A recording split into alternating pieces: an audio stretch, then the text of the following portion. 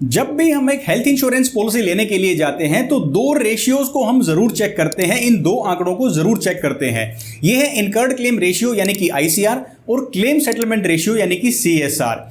इनसे हम ये चेक करते हैं कि हेल्थ इंश्योरेंस कंपनी का काम करने का तरीका कैसा है, ये कंपनी क्लेम देने के मामले में कैसा परफॉर्म करती है, इसका पास्ट ट्रैक रिकॉर्ड कैसा रहा है।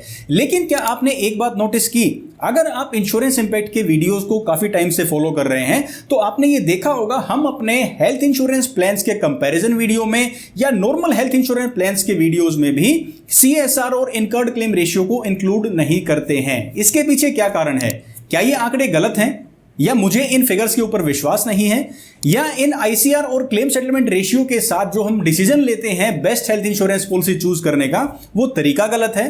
इस टॉपिक के ऊपर बिल्कुल डिटेल में आज के वीडियो में बात करेंगे और जितने भी ये ओपिनियन है, जो विचार है जो इस वीडियो में बताए गए हैं वो मेरे अपने हैं, लेकिन इस वीडियो को एक ओपन डिबेट की तरह इस्तेमाल करते हैं। अगर आप मेरे विचारों से सहमत हैं या असहमत हैं या आपकी और कोई राय है तो वो भी आप कमेंट सेक्शन में जरूर बताएं। देरी नहीं करते हैं और फटाफट से वीडियो को शुरू करते हैं। इस टॉपिक को डिटेल में समझने के लिए सबसे पहले ये जो दो रेशियोज हैं, इनकर्ड क्लेम रेशियो और क्लेम सेटलमेंट रेशियो, हमें इन दोनों की परिभाषा यानी डेफिनेशन को समझना होगा। सबसे पहले इनकर्ड क्लेम रेशियो को समझते हैं। इंश्योरेंस कंपनीज पूरे साल में पॉलिसी होल्डर से कितने पैसे प्रीमियम के तौर पर लेते हैं और उनमें से कितने पैसे वापस क्लेम के तौर पर पॉलिसी होल्डर्स को वापस दे देते हैं, इसको क्लेम सेटलमेंट रेशियो के जरिए नापा जाता है।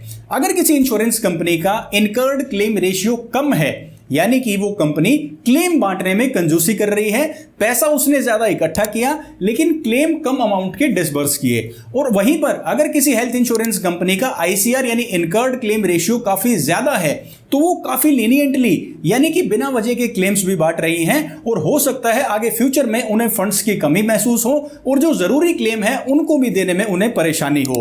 अब मान लो अगर किसी इंश्योरेंस कंपनी ने 100 रुपए इकट्ठा किए किसी हेल्थ इंश्योरेंस प्रीमियम के तौर पर, उसमें से 70 रुपए के क्लेम उन्होंने वापस बांट दिए, तो इस हेल्थ इंश्योरेंस कंपनी का इनकर्ड क्लेम रेशियो यानी कि आईसीआर हुआ 70।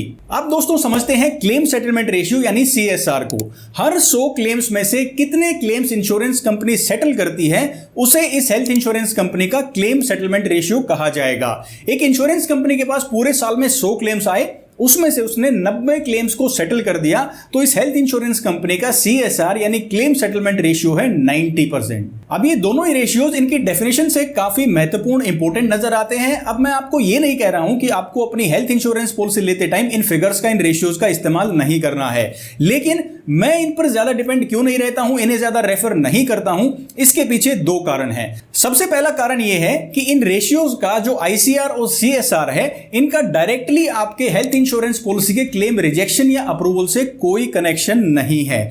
बहुत से पॉलिसी होल्डर्स यही आंकड़े देखकर ये पिक्चर बना लेते हैं कि इस हेल्थ इंश्योरेंस कंपनी का जो है वो क्लेम सेटलमेंट रेशियो बहुत अच्छा है, इनकर्ड क्लेम रेशियो बहुत अच्छा है, तो अगर फ्यूचर में कोई मेरा क्लेम आएगा तो वो भी ये कंपनी अप्रूव कर देगी क्योंकि ये कंपनी ऐसा करती आ रही है। लेकिन इंडिविजुअल क्लेम अप्रूवल या रिजेक्शन डिपेंड करता है कि मैं अपनी हेल्थ इंश्योरेंस पॉलिसी में किस ट्रीटमेंट का इलाज ले रहा हूं। क्या ये जो ट्रीटमेंट है इसका वेटिंग पीरियड खत्म हो गया है? क्या ये ट्रीटमेंट मेरी हेल्थ इंश्योरेंस पॉलिसी में कवर्ड है? क्या ये ट्रीटमेंट जो है मैं किसी ब्लैकलिस्टेड हॉस्पिटल में तो नहीं ले रहा हूं? यानी जो मेरे इंडिविजुअल डिसीजंस हैं और पॉलिसी की कवरेज है उसके ऊपर ज्यादा डिपेंड करेगा मेरा क्लेम अप्रूव हो या रिजेक्ट हो।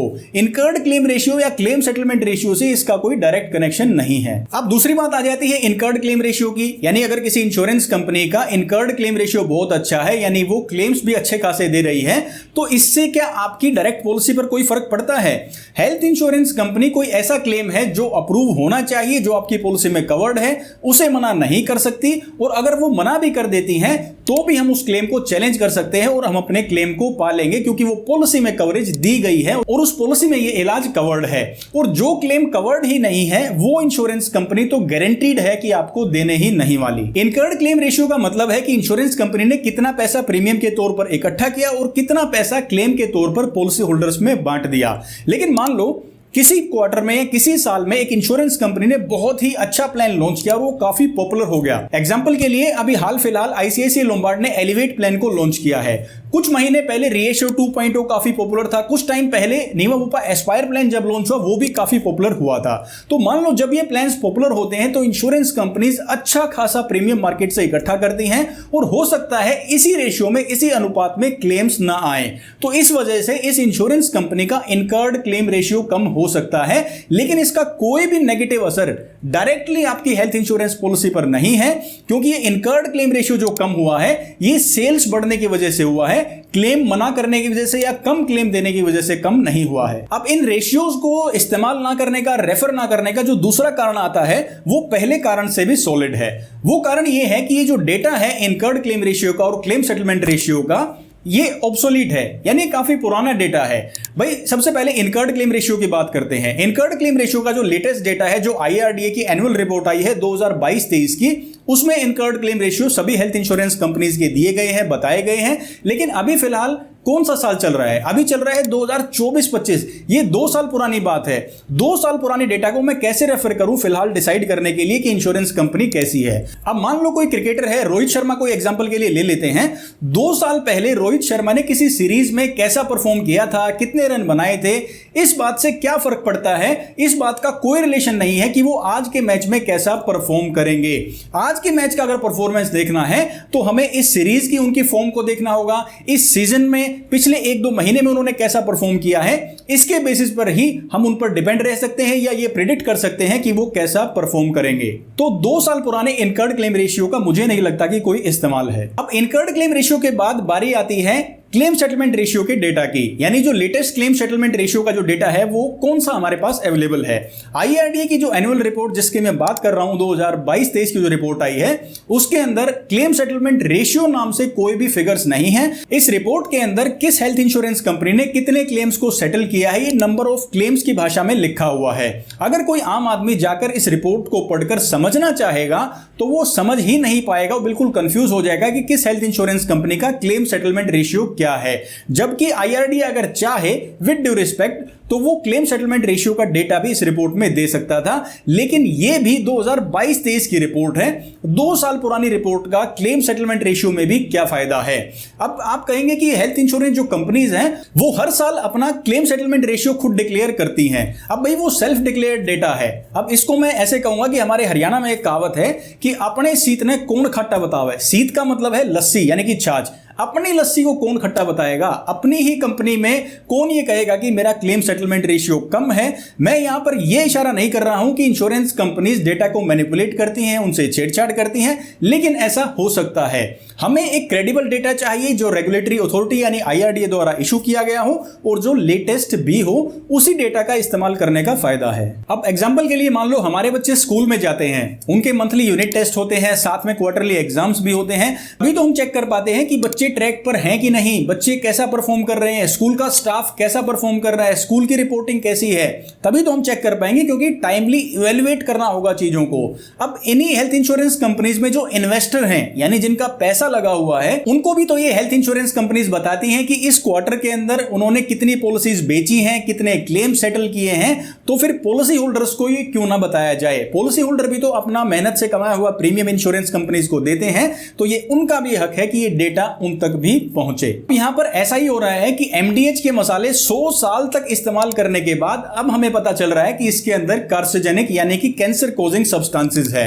हॉर्लिक्स और बॉर्नविटा जब इंडिया में आए थे, उनको पीने वाले शुरुआती बच्चे अब 40-45 साल के हो गए हैं, तब हम ध्यान दे रहे हैं कि इसके अंदर तो 50% शुगर यानी कि चीनी है। इसलिए हमें फैक्ट्स को चेक करना होगा, उनको चैलेंज करना होगा, और जो एग्जिस्टिंग बिलीफ हैं, जो मान्यताएं चलती आ रही हैं, जो धारणाएं चलती आ रही हैं, उनको भी चैलेंज करना होगा ताकि सच्चाई सामने आ सके और जो रियलिटी है वो सरफेस पर आ सके। अब ये इतने बड़े बड़े ब्रांड्स की मैंने बात की है जो 100-200 साल पुराने ब्रांड हैं। अगर हम बिना क्वेश्चन किए, बिना चैलेंज किए, बिना टेस्ट किए इन्हीं की क्रेडिबिलिटी नहीं चेक कर सकते, तो खाली इन 2 रेशियो से, क्लेम सेटलमेंट रेशियो और इनकर्ड क्लेम रेशियो, जो कि डेटा भी पुराना है, आप ये कैसे चेक कर सकते हैं? आप ये कैसे विश्वास कर सकते हैं कि आपकी कंपनी अच्छी है या नहीं? अब वीडियो को कंक्लूड करते हैं। मेरा इस वीडियो को बनाने का एक ही मकसद था, ये बताना कि मैं मैं अपने वीडियोस में ये रेशियोज क्यों इस्तेमाल नहीं करता हूं, और मैं गुजारिश करूंगा रिस्पेक्टेड IRDA और साथ में इंश्योरेंस कंपनी से कि ये लेटेस्ट डेटा भी रिलीज करें। इस वीडियो के जरिए मैं ये नहीं बताना चाहता हूं कि ये आंकड़े गलत हैं। मेरा कहने का सिर्फ एक ही मकसद है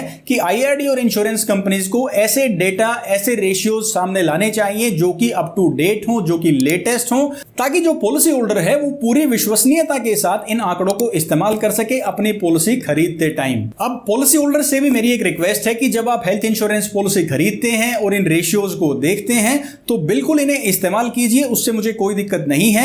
लेकिन सबसे पहले जो मेजर फीचर्स हैं, आपकी पॉलिसी की कवरेज है, कैशलेस हॉस्पिटल्स हैं, आपका सम इंश्योर्ड है, पॉलिसी के जो बाकी फीचर्स हैं उन्हें पहले चेक कीजिए, उसके बाद आप इन रेशियोज को देखिए। यानी कि पूरे 100% में से 5 से 7% से ज्यादा वेटेज आपको इन रेशियोज को नहीं देनी चाहिए, क्योंकि जो डेटा अवेलेबल है इसके हिसाब से यही इनकी आइडियल वेटेज बनती है। उम्मीद करता हूं इस वीडियो ने आपके लिए कुछ क्लैरिटी जरूर क्रिएट की होगी। अगर आपको भी ऐसा लगता है, आप इन विचारों से सहमत हैं, आप वीडियो को लाइक कर सकते हैं, जहां जरूरी हो वहां शेयर भी जरूर करें। और अगर आप इन बातों से असहमत हैं तो वो भी आप इस वीडियो के कमेंट सेक्शन में कमेंट करके बता सकते हैं। हम कमेंट सेक्शन में भी इस डिस्कशन को जारी रखेंगे।